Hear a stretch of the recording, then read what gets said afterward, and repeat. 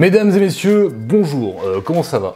Pourquoi cette intro, je sais pas. Aujourd'hui, on est parti pour un bilan lecture du mois. Ce mois-ci, j'ai lu plus de 50 tomes. C'est un record pour moi, c'est un record, c'est la première fois que je me fais ça. Et globalement, je me suis régalé, même si des fois, il y a des petits trucs qui moins plu que d'autres. Mais j'ai tenté dans la vidéo, j'ai tenté de t'expliquer pourquoi, ce que j'ai aimé, ce que j'ai pas aimé, comment, machin truc. Tu connais le délire de toute manière. Le plus important, c'est que tu kiffes. Et si c'est le cas, moi, je suis content, je suis très content. Avant de commencer un petit peu cette vidéo, petit teasing de mercredi prochain, parce qu'il y aura la première vidéo fit sur la chaîne avec un youtubeur que je kiffe particulièrement. On s'est régalé à faire la vidéo, elle est déjà tournée, là on est sur le montage, ça va durer des plombes. Donc sois au rendez-vous, j'espère vraiment que ça va être kiffant, que ça va être cool. Parce que si c'est cool, on en refera des centaines, des milliards, enfin tu connais. En tout cas pour cette vidéo-ci, c'est parti pour mon bilan lecture. Voilà.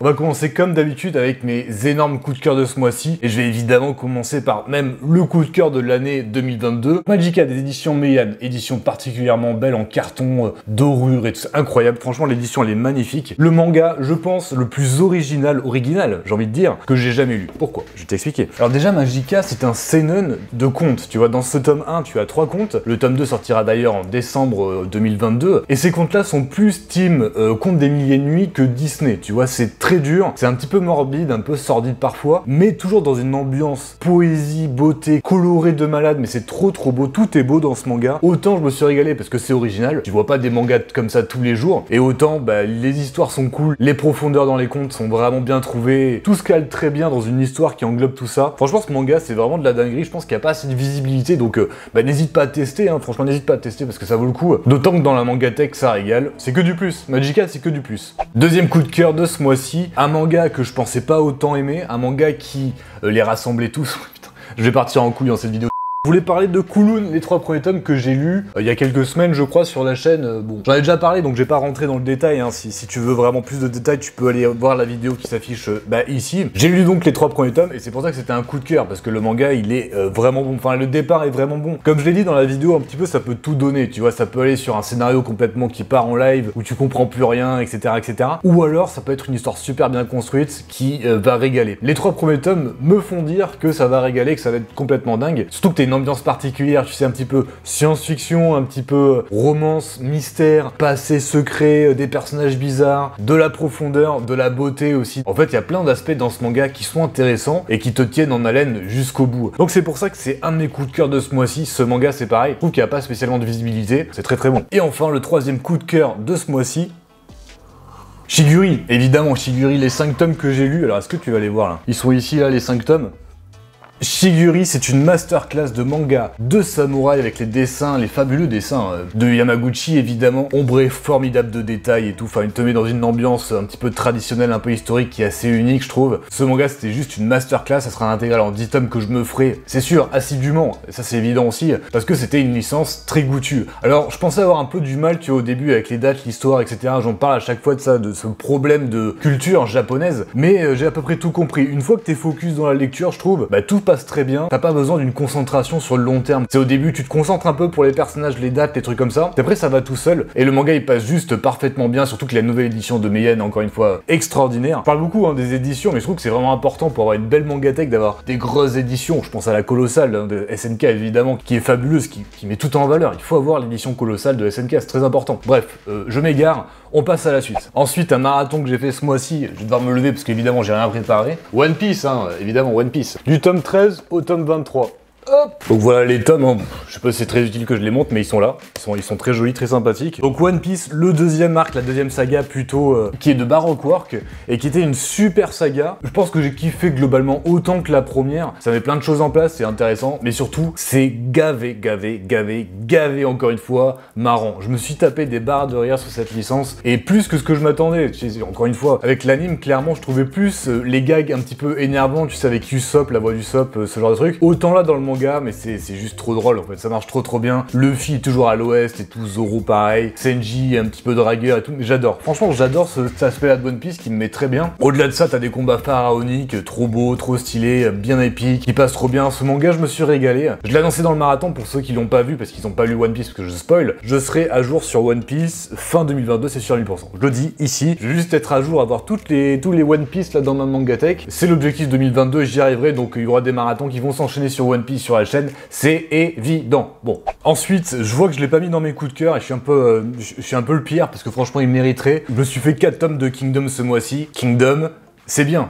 Kingdom, c'est très bien. Du tome 20 au tome 22. Ces 4 tomes-là, j'en ai vite fait parler sur Instagram. Si tu ne me suis pas sur Instagram, n'hésite pas à venir me rejoindre, hein, ça fait plaisir. Truc de fou, je trouve, avec Kingdom, incroyable, c'est que je me souviens de tout. Ça faisait 2 mois que j'avais pas lu Kingdom parce qu'il y a eu des ruptures de stock, donc j'ai pas pu en avoir le mois dernier. Je me remets dedans, pas besoin de lire les tomes précédents, je suis directement focus, je me souviens des personnages, qu'est-ce qui s'était passé avant et tout. Et j'ai pas une mémoire si extraordinaire que ça en général. Donc soit je m'améliore, ce qui serait une bonne chose, mais je crois pas. Soit je suis tellement à fond dans la licence que en fait je me souviens de tout et je suis persuadé que si je lisais pas pendant 6 mois Kingdom, je me souviendrai toujours ce qui se passe parce que c'est marqué, c'est gravé là-dedans et ça met très bien, on va pas se mentir, ça met très bien. Bon, je vais pas en parler pendant 10 ans, ces tomes-là étaient super bons, ça clôture presque un arc qui est vraiment intéressant. À partir du tome 24 ou 25 je crois, ça sera un nouvel arc et beaucoup me demandent de le faire en marathon, donc peut-être que je le ferai, c'est pas sûr du tout parce que entre les marathons de One Piece, de Berserk, les nouveautés, les machins, les trucs que j'ai en retard, c'est un petit peu chaud. Je vais essayer si je peux faire ça, en plus ça permettrait d'accélérer dans Kingdom, ça pourrait régaler de fou. En tout cas, si tu aimes les mangas, que tu es un passionné, prends un Kingdom, prends un Kingdom. Ensuite, je vais te parler de Kaguya-sama Love is War du tome 7. En vrai, j'aurais pu me mettre dans le coup de cœur. En fait, je pense que j'aurais pu quasiment mettre tout dans mes coups de cœur ce mois-ci parce qu'il y a vraiment des très bonnes choses. Kaguya-sama Love is War, c'est toujours aussi bien. Surtout que le tome 7, c'est un des plus drôles, très concrètement, de la licence. T'as un passage en plus très touchant avec Shirogane, mais je t'en dis pas trop, qui m'a mis très bien au niveau des élections, si tu te souviens, si tu as lu le tome. En plus, ça m'a motivé, je me suis fait les 2 saisons de l'anime, qui sont excellentissimes aussi, donc si t'as pas encore le budget de te mettre sur le manga, je te recommande vraiment l'anime, gavé drôle. Faut mettre un petit temps pour rentrer dedans, surtout qu'il y a une espèce de voix off qui m'a un petit peu dérangé au début, mais c'était globalement très fidèle au manga papier. Voilà. Enfin, quelque chose que j'ai moyennement aimé, hein, il en fallait bien un, c'est In the Land of the Liddle. Mon accent anglais est terrible, hein, je le reconnais. Donc c'est un manga qui m'a été envoyé par Doki Doki, je les remercie infiniment parce que ça fait très plaisir. Je me le suis lu, c'est un isekai très chill avec une protagoniste qui va évoluer dans un jeu vidéo qui est à la base dans le coma, donc disons qu'elle a une deuxième vie. Ça pour le coup c'est intéressant, mais j'ai trouvé que le manga il manquait d'impact, du moins sur ce tome 1. Alors t'as un anime sur Crunchyroll, comme c'est marqué là, juste là, voilà, c'est marqué. Ici. Donc t'as un anime, peut-être que je me tenterai l'anime parce que c'est le genre de manga qui peut aussi évoluer dans le bon sens avec plus de choses qui se mettent en place. Disons qu'il n'y a pas eu un break dans le manga où je me suis dit ok c'est cool, tu vois, c'était juste un truc, une espèce de ligne droite où il se passe des choses sympathiques, tu vois, mais sans plus. Après très honnêtement, je pense pas que je suis vraiment le public visé pour ce genre de licence. Ça se lit mais sans se faire dévorer non plus quoi, si je puis dire. Pas une, pas deux, mais 3 dingueries de ce mois-ci avec 3 tomes de Dragon Ball qui m'ont mis... J'ai pas fini cette phrase. Le tome 20, le tome 21, le tome 22 avec tout l'arc Super Saiyan, Freezer, le combat de Freezer et tout. Trop bien. Le seul truc que j'ai noté pour cette lecture, c'est la transformation de Goku en Super Saiyan. Parce que c'était un moment que j'attendais tellement, hein, comme beaucoup d'entre nous quand on se remet dans la licence depuis très longtemps. Et ça a fait un espèce de flop. Je me suis tapé une énorme barre parce que la transformation, elle se fait genre sur 2 cases comme ça. Dans mon esprit, c'était dantesque, tu sais, c'était l'énorme case et tout, trop stylé. Mais au final, c'est un truc... un peu tout pourri, tu vois, au niveau juste de la transformation. Au-delà de ça, t'as aussi des pages couleurs dans ces 3 tomes-là. Je vais t'en choper une, qui sont juste trop belles. Ça va me faire mentir, parce que j'avais dit que les pages couleurs baissaient en qualité. Celles de ce tome 20 et même des autres tomes, elles sont juste trop bien. Je pensais un petit peu que ça baissait en qualité au fur et à mesure que t'avançais dans l'édition perfecte. Pas vraiment, donc c'est très cool. Enchaînons avec le tome 17, si je dis pas de conneries, de Tokyo Revengers. Alors, évidemment, il est tout en dessous. Le tome 16, pardon. Le tome 16. Putain, mais pourquoi il est rangé comme ça, là? Le tome 16 de Tokyo Revengers. Tome très cool, globalement. Sans te spoiler, on n'est pas des bêtes. Le départ de ce tome m'a un petit peu fait froncer les sourcils si tu l'as lu. Le mec il fait une révélation de malade en parlant tout seul et au final il y avait quelqu'un derrière d'important donc il apprend la révélation et tout. J'ai trouvé ça un petit peu too much mais c'était mignon, ça m'a quand même touché donc disons que ça a fonctionné. C'est passé tranquillement, n'est-ce pas? Comme le tome 15 et le tome 14, je trouve qu'il y a de plus en plus d'informations de partout qui arrivent dans Tokyo Revengers et c'est pas toujours parfaitement clair, tu vois, malgré le fait que je passe un très bon moment, évidemment, le manga il arrive à me paumer 1 ou 2 fois, et c'est vrai que je pense que s'il y a une faiblesse dans Tokyo Revengers, pour moi c'est celle-là, tu vois, il y a trop de choses compliquées, alors qu'au final il se passe pas tant de choses que ça. Par contre, le banger de ce tome à la fin, je trouve, est insane, genre il rebat toutes les cartes, la pression monte encore et encore, et t'as juste envie d'avoir la suite, le tome 17, donc vivement le tome 17, Day One, comme d'habitude. Allez, accélérons un peu et continuons dans les suites de ce mois-ci que j'ai fait. Bon désolé, je me lève, hein, Je me fatigue. Le tome 20 de Demon Slayer, mais what ce tome? What? Parce que, avant de le lire, j'ai eu, je te jure, j'ai eu 3 ou 4 commentaires en me disant ouais c'est de la merde ce tome, blablabla. Moi j'ai trouvé fou. Il était trop bien ce tome. Full combat, avec des gros flashbacks grave bien. En fait c'est toujours la même chose, hein. Voilà, on va pas se mentir, c'est toujours les mêmes choses qui se passent, enfin, narrées exactement de la même manière, mais qui fonctionnent, qui créent des émotions d'empathie envers les méchants par exemple, ou de badassitude, j'ai envie de te dire. C'est toujours la même recette, mais qu'est-ce que c'est bon, sans déconner. En lisant ce tome, je me suis dit un truc, et c'est vraiment qu'avec ce manga que je me dis ça, si peut-être Chainsaw Man également, où je me dis, mais quand l'anime va sortir de cette partie du manga, si l'animation est toujours aussi bonne, ce que je doute pas, on va tous casser notre chaise, quoi, ou notre fauteuil, ou notre canapé, ce que tu veux. Ça va être incroyable. Les combats que t'as dedans, cette saison-là, donc ça sera la dernière saison de tout le manga, ça va être complètement incroyable, c'est évident. D'ailleurs, en parlant d'anime, il faut absolument que je me fasse la dernière saison qui est sortie. C'est pas le propos, en tout cas, j'ai juste hâte du tome 21, 22, 23 pour clôturer Demon Slayer. Qu'on en parle un peu, je pense que je ferai une vidéo dédiée, tu sais, spoilante pour parler de la fin, dire ce que j'ai pensé globalement de la licence. Petit truc comme ça pourrait être très sympathique, je pense. On en reparle bientôt. Ensuite, le tome 20 de Beastars. Allez, viens là, frérot, s'il te plaît. Voilà. Pareil, je suis à jour sur Beastars, hein, je le resterai jusqu'à la fin. Comme Demon Slayer, ça va bien se clôturer. J'ai hâte de connaître comment on va finir la licence, que j'aime particulièrement. Beaucoup de gens m'ont demandé pourquoi j'avais pas mis Beastars dans mon top 10 quand j'ai fait la vidéo sur la chaîne. Tu ne l'as pas vu, elle s'affiche ici. Bon. Je pense que ça n'a aucun sens. Beastars pour moi, et ce tome 20 le représente, émotionnellement c'est des hauts et des bas, tu vois, parce que il y a des moments de surkiffance dans le manga, notamment avec la première partie et certains tomes là le tome 19 et 18 par exemple étaient extraordinaires. Ce tome 20 représente le fait que des fois, je trouve que le manga, il perd en intensité, en fait, alors attends, comment exprimer ça en réalité? Parce que c'est dû au moment où je le lis, tu vois, alors c'est super bizarre, tu vas te la mettre une nose, il est super bizarre ce mec, il dit des choses étranges, mais c'est un fait, c'est un fait. En fait, suivant au moment où je vais lire Beastars, il y aura des moments où je serai dans le mood, je serai méga hypé, je serai là, putain c'est trop bien, le message, ah ouais ça veut dire ça. En fait disons que j'aurai un focus particulier sur la licence. Là je pense que je l'avais pas, tu vois, au moment où je l'ai lu le tome 20, et j'ai moins apprécié que habituellement. Et c'est un sentiment super bizarre parce que j'ai plus l'impression que c'est ma faute si des fois j'apprécie pas autant, plutôt que vraiment de la licence. Après au-delà de ça, objectivement je trouve réellement qu'il y a des moments un petit peu plus bas en termes d'intérêt dans le manga, et des moments qui sont complètement dingues. C'est pour ça que je l'ai pas mis dans mon top 10, même si la licence je la finirai, j'adore toujours autant, c'est toujours très très bon. Le tome 20 était sympa pour en parler, mais je suis pas rentré dedans autant que le tome 19 par exemple. It's a life, in English, it's a life.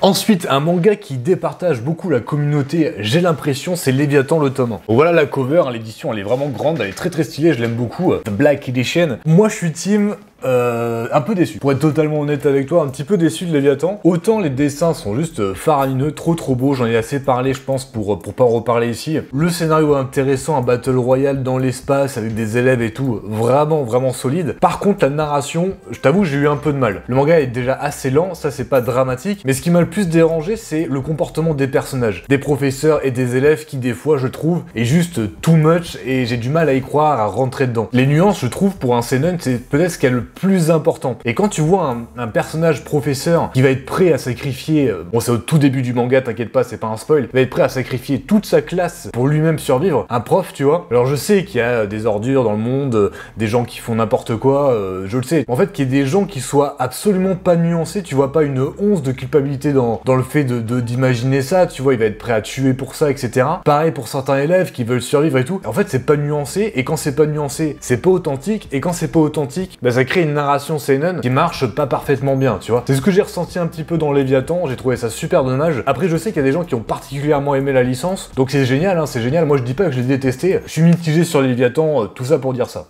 Le dernier tome de The Breaker, avec le tome 5 de l'Ultimate Edition, cover magnifique, édition magnifique, tome 5 magnifique, vraiment une grosse claque niveau combat. C'était un feu d'artifice ce dernier tome, ça explose, c'est badass, c'est stylé. Moi ça me confirme une chose, il y aura normalement une Ultimate pour la seconde partie de The Breaker avec New Wave, ça sera Day One, hein, je me la prendrai, parce que c'est un très bon manga The Breaker, je recommande évidemment, c'est super bon. J'ai fait un battle manga entre deux licences ce mois-ci qui sont Terraform Mars et Terrarium.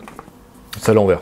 Donc Terraform Mars et Terrarium, deux mangas science-fiction qui n'ont absolument rien à voir pour le coup. Terraform Mars, c'était une balle de seinen en plein crâne. Au début, le manga, je croyais que c'était un petit peu caricatural, c'est avec ces aliens cafards trop bizarres et tout. Mais t'as vraiment un aspect politique, profondeur dans le manga aussi super épique. C'est condamné à mort, génétiquement modifié avec des insectes donc qui ont des pouvoirs super bizarres. Disons que sur le papier, si on m'avait raconté les résumés comme ça, j'aurais dit mais what the fuck, c'est quoi ce manga? Mais en le lisant en fait, et c'est là que tu vois la puissance du titre, c'est super original. T'as l'impression que c'est tellement fou, tu vois, mais ça marche parfaitement bien, mais c'est puissant, mais c'est stylé. Une super bonne licence que je continuerai. Alors le problème, c'est que l'auteur est malade, donc pour l'instant la suite elle est pas confirmée. À voir pour ça. Terrarium pour le coup, c'est de la science-fiction plus kawaii, plus contemplation, tu vois. J'ai pas trouvé si extraordinaire que ça. Ça passe bien, je pense pas que je vais la continuer cette licence. C'était tranquillou quoi. Voilà, ça sera intégral en 4 tomes si tu veux essayer. Bah si tu dois choisir entre Terraform Mars et Terrarium, pour moi, il n'y a pas photo, c'est Terraform Mars tous les jours. On arrive bientôt à la fin avec le bateau de Thésée. Je me suis fait les 3 premiers tomes qui étaient en offre découverte. J'ai fait une vidéo très récemment, donc bon, ouais, si tu l'as vu, tu sais ce que j'en pense. C'était un super bon manga thriller temporel, psychologique, tout plein de trucs. J'ai kiffé, des petites erreurs narratives, des petites facilités scénaristiques parfois qui m'ont un petit peu dérangé. Après, c'est ce qu'on disait dans les commentaires, ça sera un intégral en 10 tomes, donc l'histoire va avancer à un bon rythme. Apparemment, la fin est bonne, donc je pense que je me continuerai la licence parce qu'elle est intéressante malgré tout. Disons qu'il y a du bon et du mauvais pour moi. C'était quand même une très très bonne découverte et je suis content de l'avoir faite, donc le bateau de Thésée, c'est plutôt une bonne licence et ça fait plaisir. Et enfin, l'énorme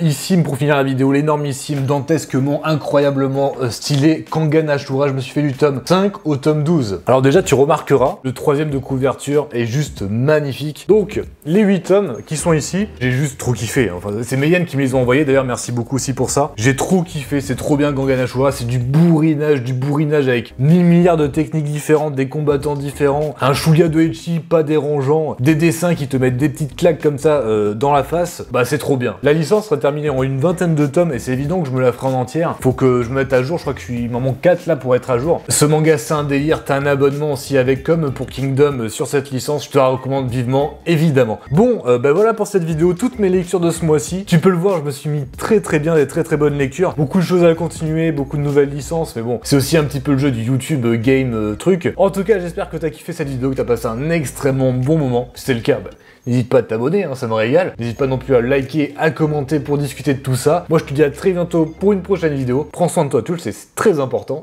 Ciao.